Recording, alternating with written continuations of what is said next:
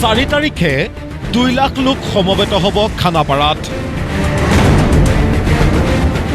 4,000 যুৱ মৰ্চাৰ কৰ্মীয়ে ৰেলী কৰি আহিব খানাপাৰালৈ।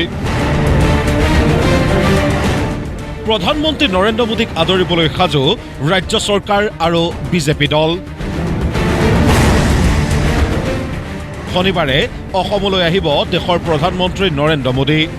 শনিবাৰে বিয়লি 7:30 বজাত বৰঝাৰ বিমানবন্দৰত উপস্থিত হৈ বিজেপিৰ কোৰ কমিটিৰ সৈতে এক বৈঠকত মিলিত হ'ব প্ৰধানমন্ত্ৰীগৰাকী। নিশাটো কইনাধৰাৰ ৰাজ্যিক অতিথিশালাত কটাই 4 তাৰিখে দিনৰ 11:30 বজাত খানাপাৰাত এক জনসভা সম্বোধন কৰিব প্ৰধানমন্ত্ৰীগৰাকীয়ে। ইয়াৰ লগতে 11,599 কোটি টকাৰ প্ৰকল্পৰ উদ্বোধন কৰিব প্ৰধানমন্ত্ৰীগৰাকীয়ে। Entire total project cost will be 11,599 crores. 11,599 কোটি টকাৰ তেখেতে আধাৰশিলা অথবা শুভ উদ্বোধন কৰিব। আপোনালোকে জানে যে মোদী ডাঙৰীয়াৰ সভাখনত জেনেৰেলি ক্ৰাউডটো যথেষ্ট আহিব, কিন্তু 5,000 মহিলাক আমি আনিব খুজিছোঁ এইখন মিটিঙত, যিটো চৰকাৰী ডেলিগেট হ'ব। বাকীখিনিতো পাৰ্টি বা দলৰ মানুহ আহিব, য'ত ৰাজ্য চৰকাৰে কোনো ধৰণৰ ব্যৱস্থা নকৰে। 5,000 আমি লাখপতি দিদিক আনিব খুজিছোঁ। প্ৰধানমন্ত্ৰীগৰাকীয়ে খানাপাৰাৰ সভাত জনতাৰ কাষলৈ গ'লেও কোনো ৰোড শ্ব'ত অংশগ্ৰহণ নকৰে। এই কথা জনালে মুখ্যমন্ত্ৰী ডক্টৰ হিমন্ত বিশ্ব শৰ্মাই। এয়াৰপৰ্টৰ কাষতে সাংস্কৃতিক দলে অভিবাদন জনাব, এইটো বেলেগ কথা, কিন্তু তেওঁ এয়াৰপৰ্টৰ পৰা কইনাধৰৰ পৰা তেওঁ পোনে পোনে আহি খানাপাৰাত সোমাব।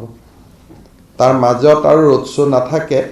কিন্তু প্ৰধানমন্ত্ৰী ডাঙৰীয়া আজিকালি এটা নিয়ম ক'ৰবাত মই মিটিঙত দেখিছোঁ যে তেওঁ ৰাইজৰ মাজলৈকেও আহে, কেতিয়াবা গাড়ী এখনতো আহে, কেতিয়াবা খোজকাঢ়িও আহে। এইটো কিন্তু ৰাস্তাত একো নহয়, যি হ'ব খানাপাৰা খেলপথাৰৰ ভিতৰতে হ'ব। শনিবাৰে নিশা আহি উপস্থিত হোৱাৰ বাবে মহানগৰীৰ মাজেৰেই কইনাধৰালৈ যাব প্ৰধানমন্ত্ৰীগৰাকী। তেখেত আহোঁতে গুৱাহাটীৰ ভিতৰেদি আহিব আৰু যাওঁতে ৰাতিপুৱা, যিহেতু ৰাতি নেশ্যনেল হাইৱেত কনষ্ট্ৰাকশ্যন হৈ আছে, সেইকাৰণে আমি তেওঁক গুৱাহাটীৰ মাজেদি আনিম। ছিকিউৰিটিৰ ফালৰ পৰা ঠিক নহয় নেশ্যনেল হাইৱেদি অনাটো, বিভিন্ন কনষ্ট্ৰাকশ্যন চলি আছে। কিন্তু ঘূৰি যাওঁতে যিহেতু দিনতে ঘূৰি যাব, তেওঁ নেশ্যনেল হাইৱেদি ঘূৰি যাব। প্ৰধানমন্ত্ৰীগৰাকীৰ জনসভাৰ বাবে খানাপাৰাৰ পশু চিকিৎসা মহাবিদ্যালয় খেলপথাৰত প্ৰায় সাজু হৈছে মণ্ডপ। নিৰাপত্তাৰ দিশত দিয়া হৈছে বিশেষ গুৰুত্ব। প্ৰায় এসপ্তাহ পূৰ্বৰে পৰা ব্যৱহাৰ কৰা হৈছে মেটেল ডিটেক্টৰ আৰু স্নিফাৰ ডগ।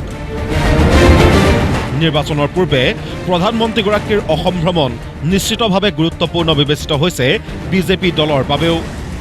প্ৰায় 2 লাখ দলীয় কৰ্মী আহিব দৰং, মঙলদৈ, শোণিতপুৰ, নলবাৰী আদি জিলাৰ পৰা। সেয়েহে অতি তৎপৰতাৰে ঠায়ে ঠায়ে গৈ প্ৰস্তুতিৰ বুজ লৈছে স্বয়ং ৰাজ্য চৰকাৰৰ মন্ত্ৰীয়ে।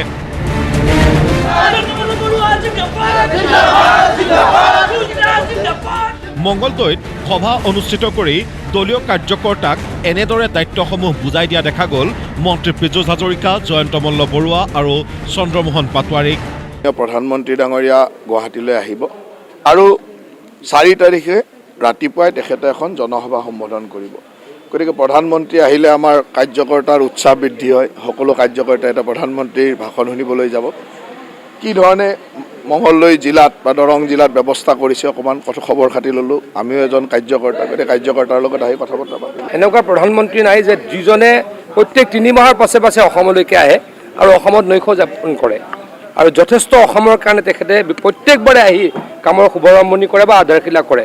তেনেকুৱা প্ৰধানমন্ত্ৰী পাবলৈ বিৰল। আমি অকৃতজ্ঞ অসমীয়া হিচাপে অহা পৰহিলৈ 2 লাখতকৈ বেছি মানুহে নৰেন্দ্ৰ মোদী ডাঙৰীয়াক আদৰিবলৈকে আমাৰ খানাপাৰা ফিল্ডলৈকে যাম।